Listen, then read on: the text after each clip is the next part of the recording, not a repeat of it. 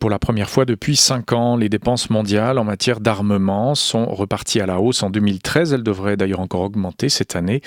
Dans un rapport, le cabinet IHS Janes, spécialisé dans la défense, remarque un glissement des dépenses de l'Occident vers la Russie, le Moyen-Orient et l'Asie. Rapport annuel qui permet d'illustrer la géopolitique des forces dans le monde. On va tenter d'interpréter et d'analyser tous ces chiffres avec quelqu'un qui connaît très bien la question. C'est Alain Delétreau. Bonjour. Bonjour. Alain Delétreau, on vous avait déjà reçu plusieurs fois à l'époque comme président de l'International Crisis Group basé à Bruxelles et Washington. Là, vous êtes aujourd'hui chercheur associé au think tank espagnol FRIDE, Fondation pour les relations et le dialogue international. Vous êtes à Genève ce matin, on vous en remercie. Au fond, pourquoi le monde s'arme davantage alors que le niveau d'armement baissait depuis 5 ans ? Mais je crois qu'on se retrouve dans un monde où il n'y a plus de leadership stratégique. Évidemment, vous avez encore les États-Unis, et le rapport le montre, les États-Unis, eux seuls représentent à peu près 600 milliards des dépenses d'armement dans le monde.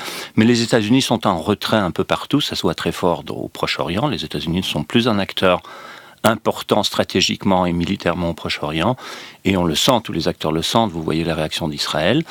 Et vous avez un autre phénomène qui peut nous faire penser quelque part au début du XXe siècle d'ailleurs, c'est la montée en puissance de la Chine. Donc vous avez un changement, qui n'est pas encore là, mais qui est en train de se faire de leadership stratégique dans le monde, en tout cas l'arrivée sur le plan géostratégique d'un nouvel acteur qui va certainement jouer un rôle central tout au long du XXIe siècle, qui est la Chine. C'est un rééquilibrage aussi ?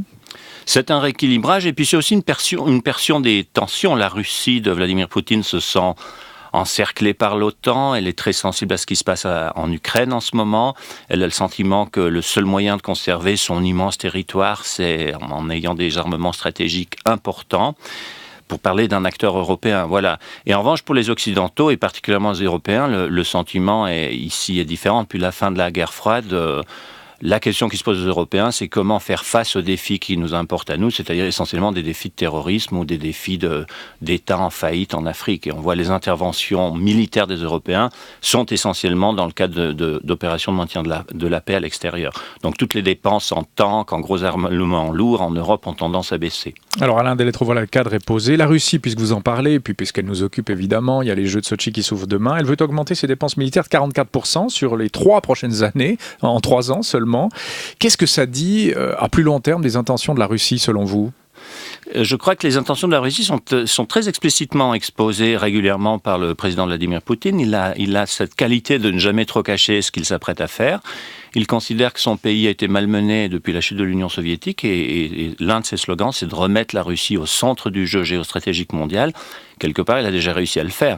Alors ces dépenses militaires très importantes qu'il s'apprête à faire vont énormément dépendre des marchés et du prix en particulier du gaz et du pétrole sur les marchés mondiaux, parce que vous savez que ça représente, je n'ai plus le chiffre exact en tête, mais enfin c'est la grande partie du budget de l'État russe vient en fait de ses revenus d'exportation pétrolière et gazière. Donc la Russie qui commence à s'imposer sur tous les plans, le plan militaire, toujours plus d'argent dépensé, le plan diplomatique, on peut citer la réussite entre guillemets de la diplomatie russe par rapport à la Syrie, je mets ça entre guillemets parce qu'évidemment tout ça est sujet à caution. Sur le plan sportif aussi, c'est un acteur global ou globalisé incontournable, la Russie. Ah oui, bien sûr, oui, je crois que déjà du fait de sa tradition diplomatique, de son importance politique, de l'importance de son territoire, de sa présence économique dans le monde, et vous l'avez signalé aussi de sa puissance diplomatique, on l'a vu sur la Syrie.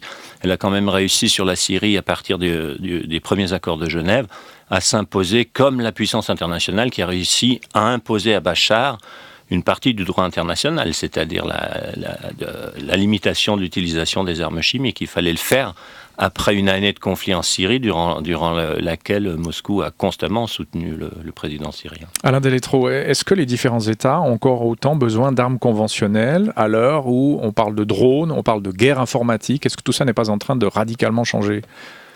Je crois que c'est effectivement en train de radicalement changer. La guerre, en tout cas la possibilité de devoir se défendre sur tous les services informatiques, les cyberservices. Dans votre bulletin d'info, on a entendu tout à l'heure une information sur la fragilité des systèmes électriques aux États-Unis, mais c'est pas seulement aux États-Unis, c'est un peu partout. La gestion des grands barrages en Europe, en Suisse et ailleurs sont maintenant totalement, ou en tout cas fortement informatisés. Donc il y a là de nouvelles menaces, il y a là de nouvelles faiblesses. Mais si vous regardez les conflits qui se déroulent actuellement dans le monde, les conflits sanglants, et le plus sanglant d'entre eux, c'est évidemment le conflit syrien, ce sont quand même les armes conventionnelles et la Kalachnikov qui fait pencher la balance d'un côté ou de l'autre encore à ce stade.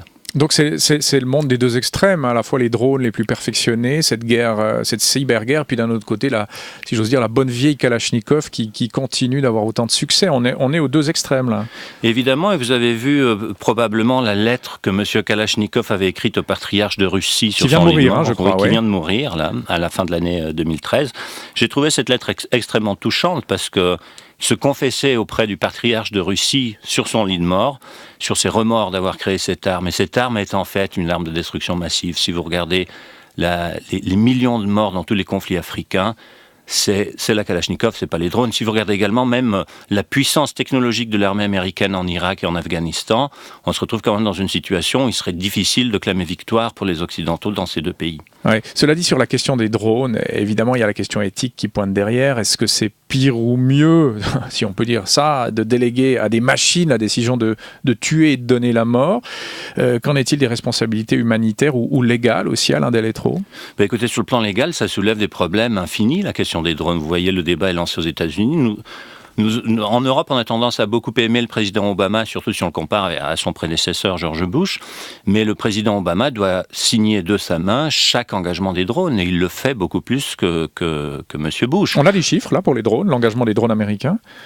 Non, c'est une question, c'est comment dire, étudié par les think tanks. Je crois qu'on arrive à un engagement à peu près d'une sortie par jour minimum. Hein, ce qui est considérable. Ce qui est considérable. Et en fait, vous avez un président américain qui signe sur l'assassinat de personnes. Alors, on veut bien que ces personnes soient des ennemis des États-Unis, mais ça devient très compliqué lorsque des drones tuent également des civils, des enfants, ce qui arrive régulièrement en Afghanistan et au Pakistan. Je crois que la question juridique de l'utilisation des drones est un nouveau terrain complètement ouvert et personne ne sait où on va là-dessus. Oui, c'est une question tout à fait intéressante. S'il y en a un par jour et qu'il y a un décret signé par jour de la main du président Obama, c'est des choses qu'on sait assez peu.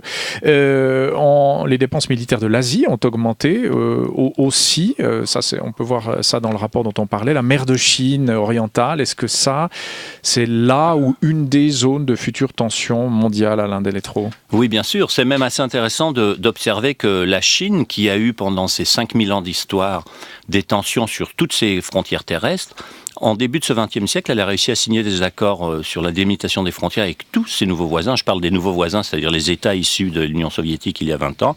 Et en revanche, elle a des problèmes avec pratiquement tous ses voisins maritimes. Et donc là, c'est un nœud de tension très très fort.